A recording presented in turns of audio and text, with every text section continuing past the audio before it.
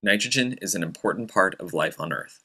One of the four most common elements, nitrogen is essential for the composition of living things, helping build proteins, DNA, and RNA in biological life. However abundant this element is, it is not easily accessible to biological life. Nitrogen must be fixed to the soils in order for it to be accessible to producers, and thus, the availability of nitrogen controls the overall productivity and quality of life within an ecosystem.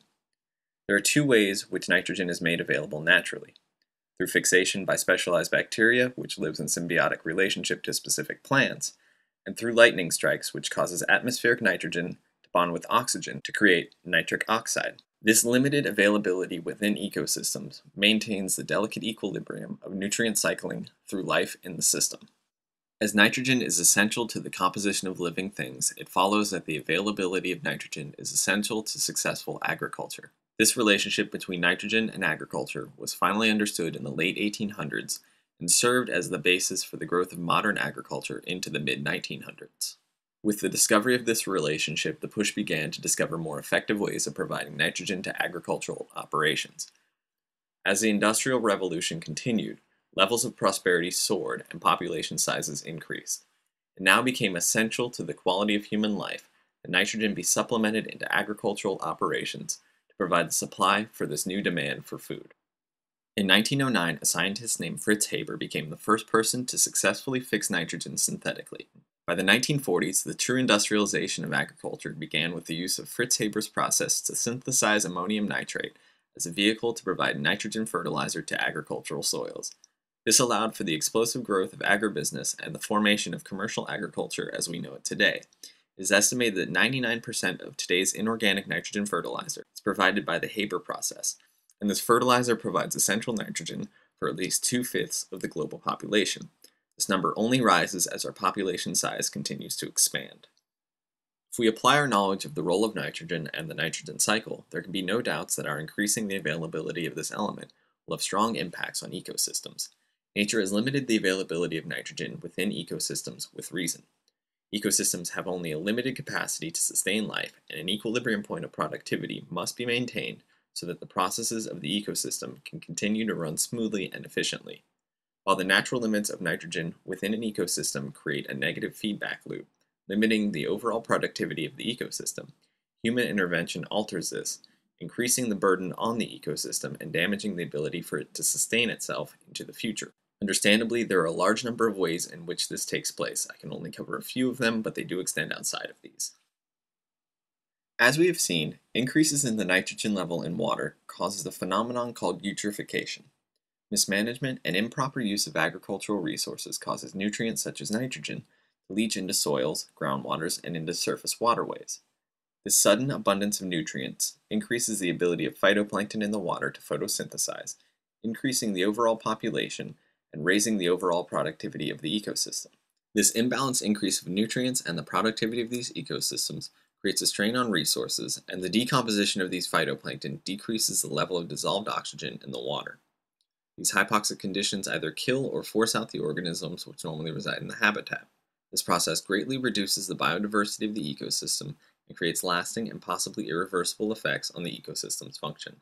As anthropogenic nitrogen fertilizers are less bonded to the agricultural soils, and as the watering practices of large agricultural operations inefficiently flood the surface soils, these sources of nitrogen fertilizers are easily washed away and into the water supply. Compounding this issue is the destruction of natural lakes and wetlands, which in part serve a function of denitrifying surface waters.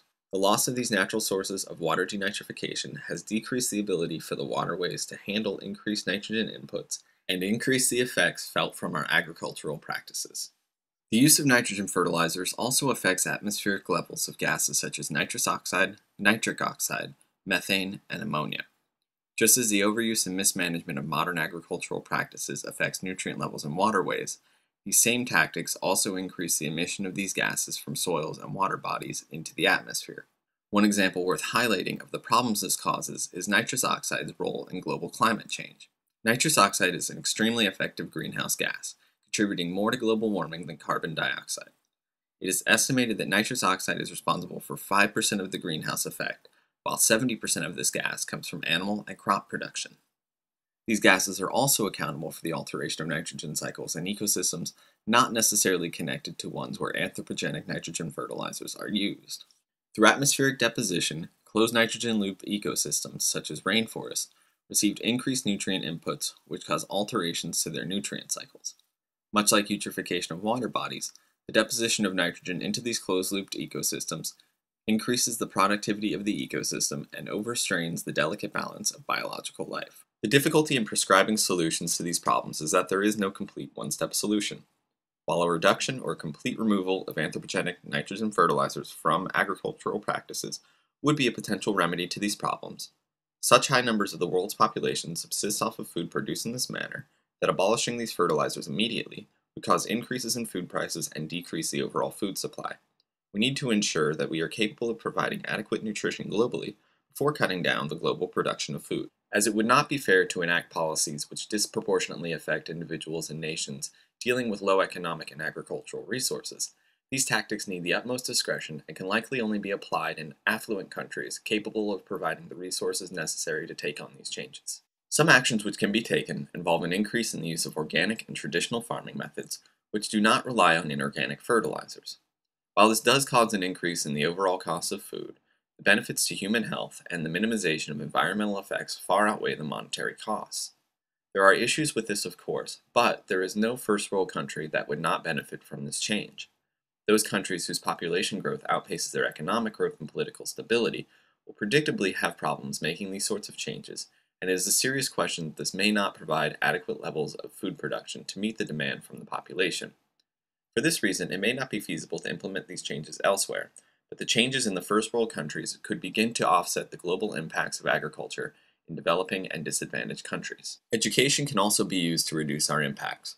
Providing a better understanding of daily nutritional needs and the ways to satisfy these would help people to consume more responsibly and live healthier lives.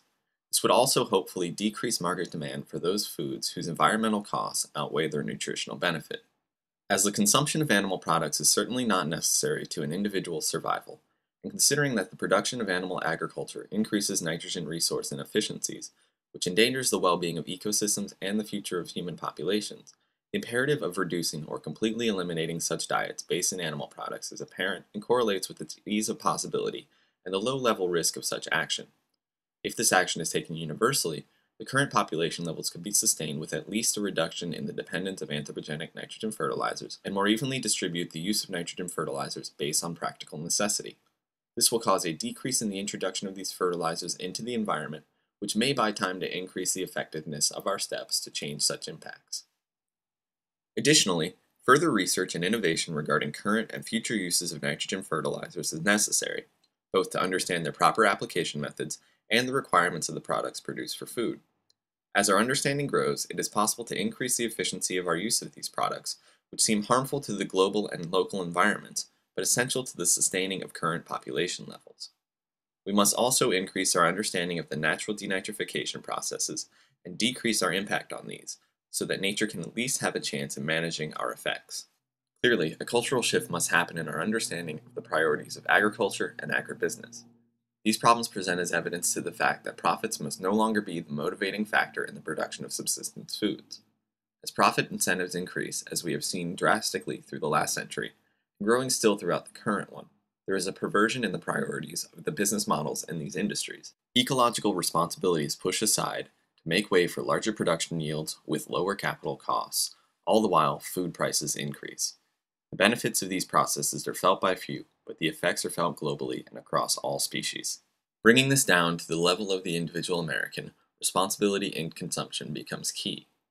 While individuals within the population have an understandably varying capacity to make changes to their levels and means of consumption, it is imperative that individuals begin to factor in the long-term costs of their consumption as they exist in non-monetary terms.